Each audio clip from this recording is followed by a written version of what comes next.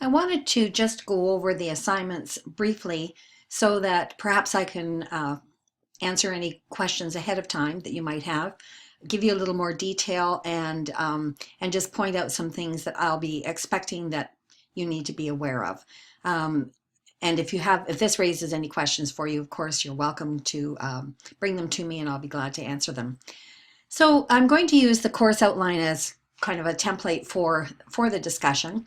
And I'll begin with page 3, which outlines the course in general. And you'll notice over on this side, assignments are listed with dates. So for example, for this first unit, the forum reflection thread, it's been cold in Victoria. My mouth isn't working properly. It's frozen, I think. At any rate, the reflection thread, the first part of the assignment, which is your initial response, and I'll talk about that in a minute, is due on the 11th. So by today, you should have your first response up. Many people already have them up, but this would be the last day that you'd be able to do that.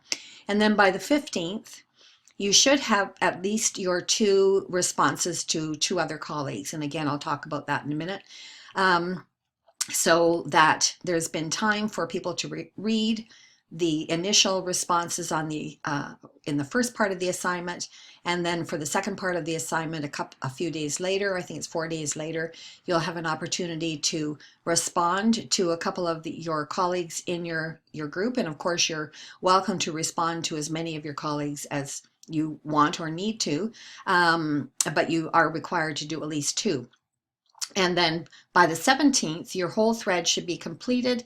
That means that you've done your initial response, you've done your responses to your colleagues, and you've also monitored your thread, which means that you have responded back to any questions they may have asked, and that sort of thing, so that you're monitoring along the way and ensuring that the discussion remains focused.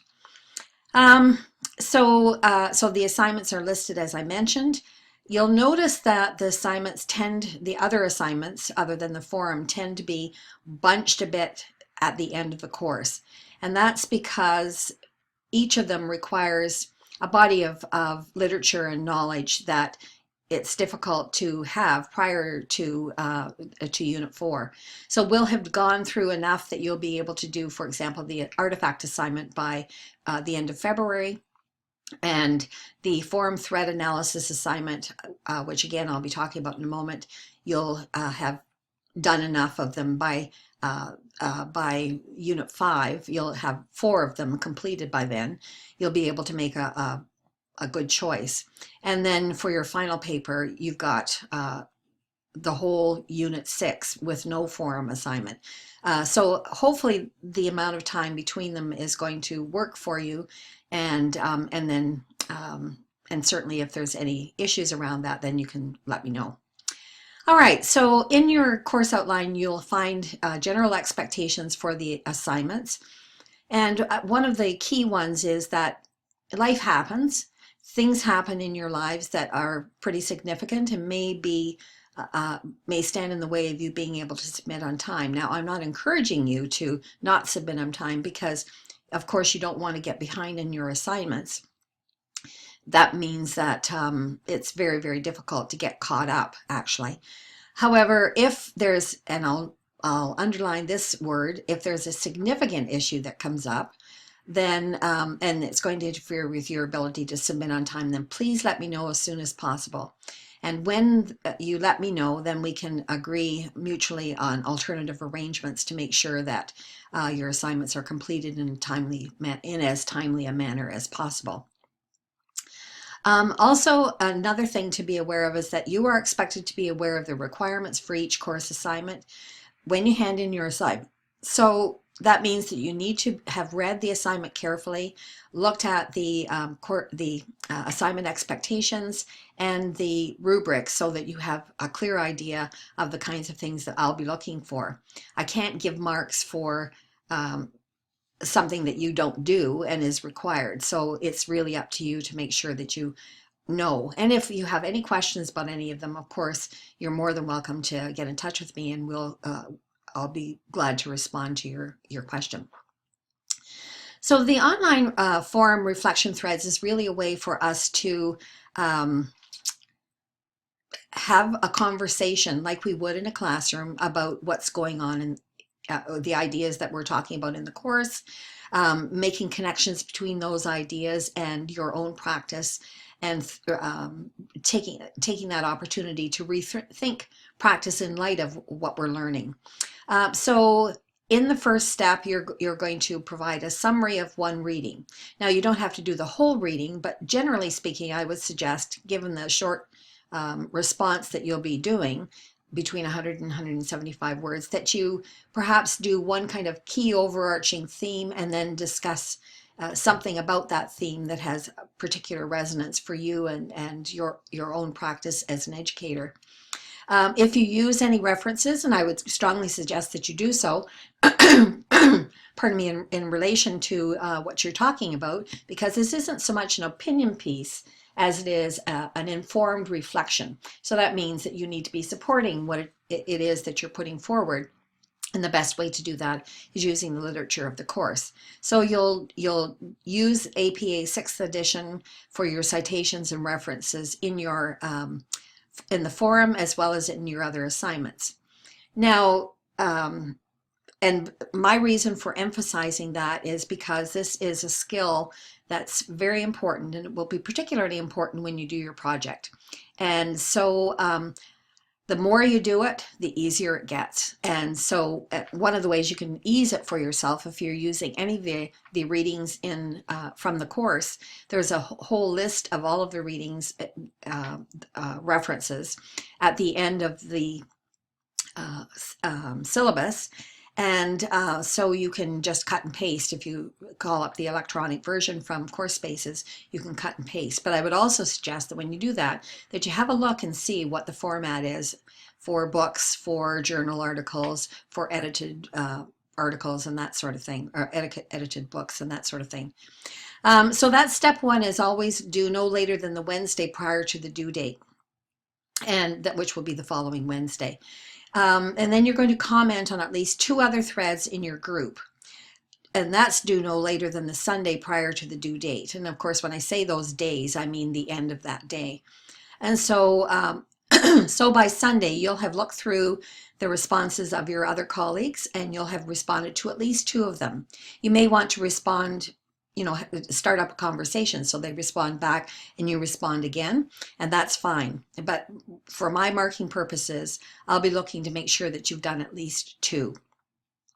And I would suggest too, just in the interest of ensuring that the conversation is spread right across the group, that if you're looking and you see that somebody doesn't have any responses to their comment, that perhaps that's someone that you should focus on. But I'll leave that up to you, but it's just, part of how we operate in classrooms, and so we can do that online as well. And then thirdly, you're going to monitor your own thread. So if someone makes a comment that requires some kind of a response, you will do that. And whatever you do, you're doing in order to encourage further conversation. And that will be ongoing, and it will be completed by the due date. So by the end of the forum period for each of the units, you'll have entered your own summary, you'll have responded to 2 others, and you'll have monitored your thread. So those are the 3 steps for each of the forums. And as I said, if you have any questions about any of that, please let me know.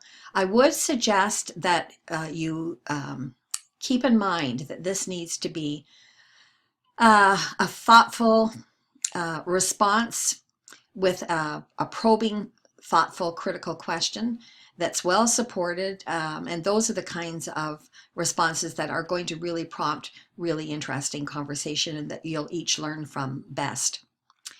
The marking criteria are listed, so each of the forum assignments is worth 5. The total is worth 25. Your summary, I will be looking at it and assigning mark out of 2. Your responses to other students, I'll be looking at them and assigning a mark out of 2.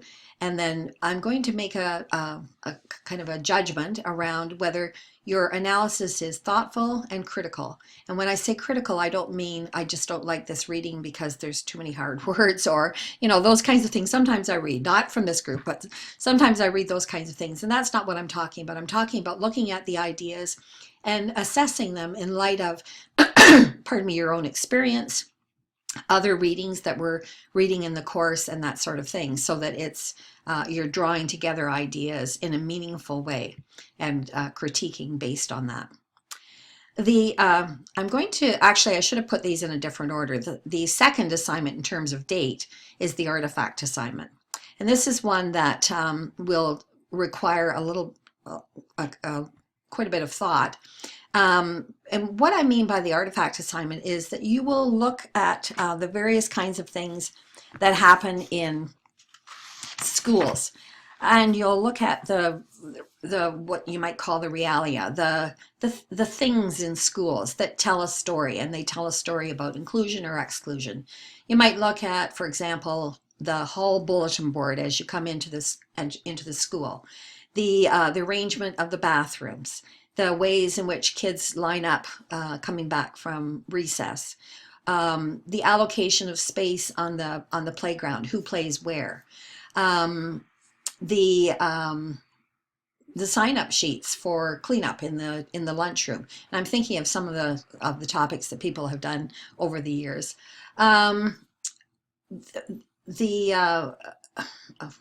What are some other things? I mean, there's all kinds of things, and I'm always amazed at the kinds of things that people come up with. Policies that exist in your board.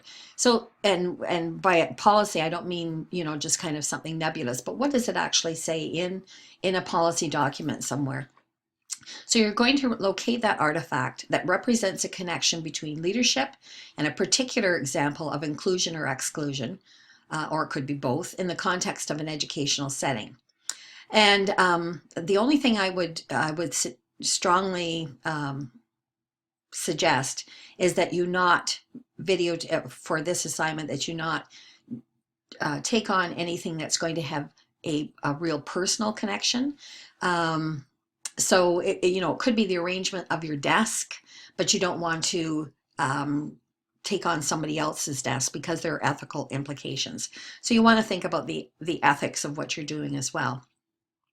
So you're going to be preparing a creative presentation that includes visuals and audio of no more than 10 minutes. So you're going to, need to be carefully editing.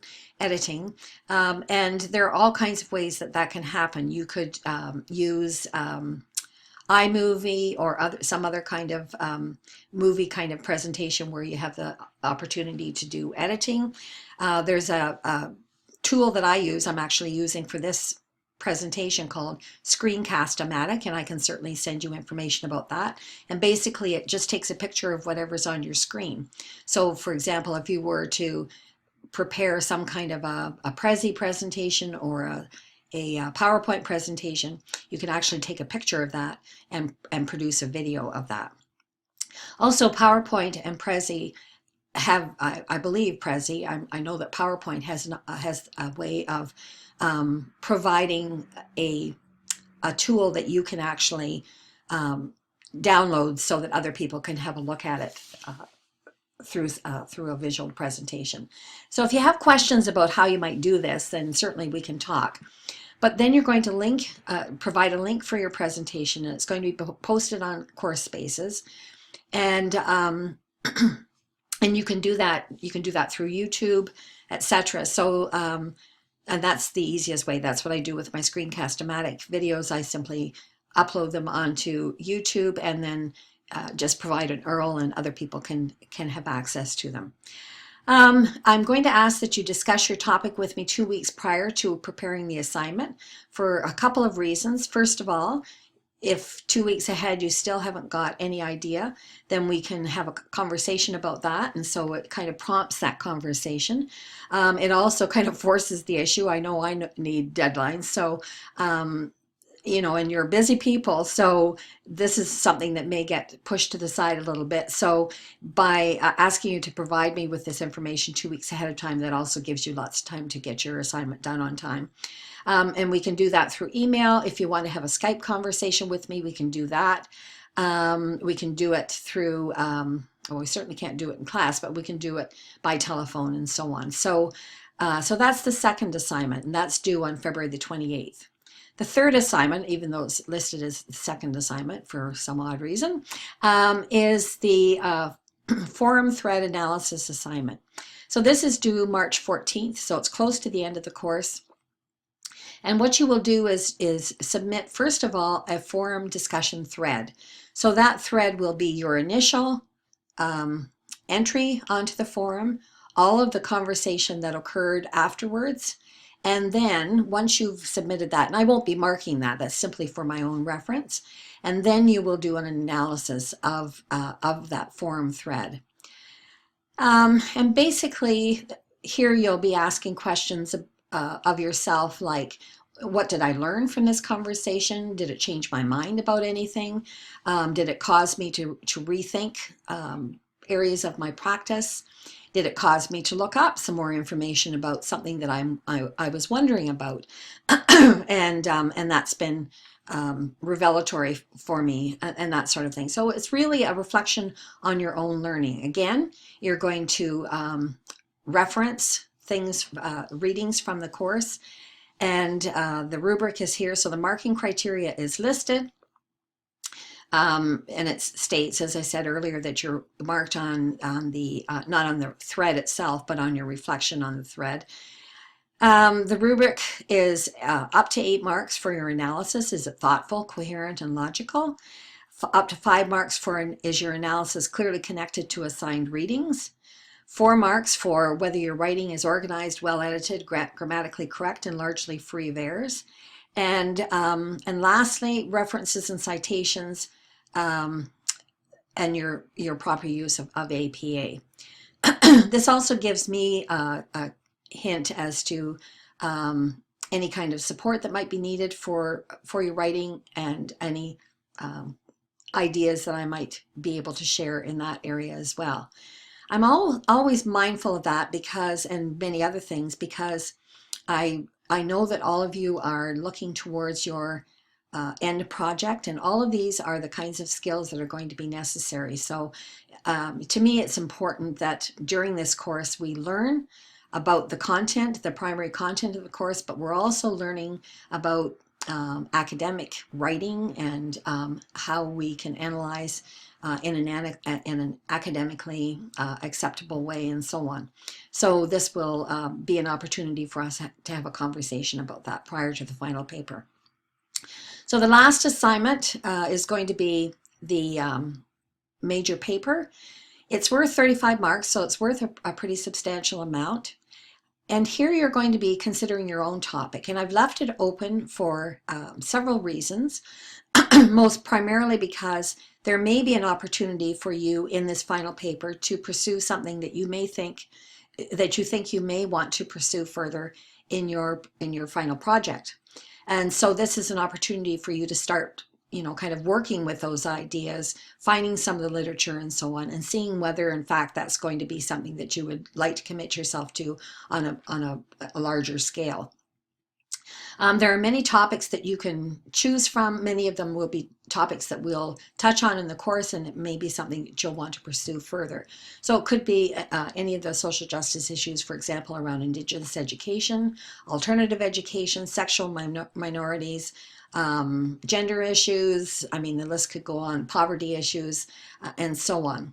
So you're going to consider that particular topic in relation to its implications for the practices of schools, workplace leaders, and so you'll be bringing together issues of diversity, social justice, and leadership in your paper. And again, I'm asking you to identify your chosen topic by email no later than March the 14th. And if you wish to have a further conversation prior to choosing your topic, then I'm more than open to having a Skype conversation, or sometimes that's easier and more helpful than going back and forth by email, but we can certainly do it by email as well, or even a phone call if that would be more helpful. So the kinds of things that I'm going to be looking for are around your thesis statement. Is it clearly articulated and insightful? Is your analysis of the thesis that you've put forward, does it flow logically? Is it well supported by appropriate academic sources? And here I'm going to give you a little hint that I look for. If I see a lot of statements in a paper like, I believe, I think, it seems to me, those kinds of statements, without any kind of corroborating evidence or any kind of corroborating support, then signals go up a little bit. And it's not that your opinions don't matter, and it's not that your thoughts about something don't matter, but in academic writing, you always have to, if you make a claim, I believe that whatever, X, you must support that claim through the literature, so and through peer-reviewed academic literature. So so make sure that your ideas are well supported by appropriate academic sources. If there's an opposing view to the point that you're putting forward, then it's probably a good place to introduce that and to provide a counter argument that will remain in support of your thesis, and to use really excellent supportive writing strategies to convey meaning clearly and precisely. And of course, APA is important. For the final paper, and pardon me, for the final paper, I'm marking by categories with certain kinds of criteria that I'll be looking for in each of those categories. So the final mark could, if it's exceptional, and this is a rare category, then it will be somewhere between 32 and 35. And this must be truly exceptional, the kind of thing that I rarely see from any class. Outstanding work will be somewhere between 30 and 32. Excellent work up to acceptable will be 25 to 30, and I apologize for the spelling error. It's certainly unacceptable, but the unacceptable category, and that is anything that would not be considered a sufficient mark for a master's level course, will be anything between 0 and 24. I've not ever had to use that category so far, and I'm assuming that I won't have to, but it's there for your reference. And then, of course, as I mentioned, in the course outline, you've got all of the readings by, they're not alphabetical, unfortunately, but they are in the order that we take them up in the course. And so they're all there, and you can simply cut and paste if you wish to for your use. But of course, for the final paper, you'll be wanting to use other resources as well. Okay, so I hope that's helpful, and I hope that answers maybe some of the questions that you have about the assignments. If you have further questions, feel free to get in touch with me about them, and I'll be more than happy to answer them. And if it turns out that question seems to be something that a lot of people should have more information about, then I will be emailing the group to clarify. So please keep your eye open for any emails that will be coming your way from me. If it's particularly important or time sensitive, I'll mark it as that. But I do presume that you're reading emails that you get in a timely manner. I won't overburden you with emails as the course moves along, but if it's important for you to have information, then I will provide that.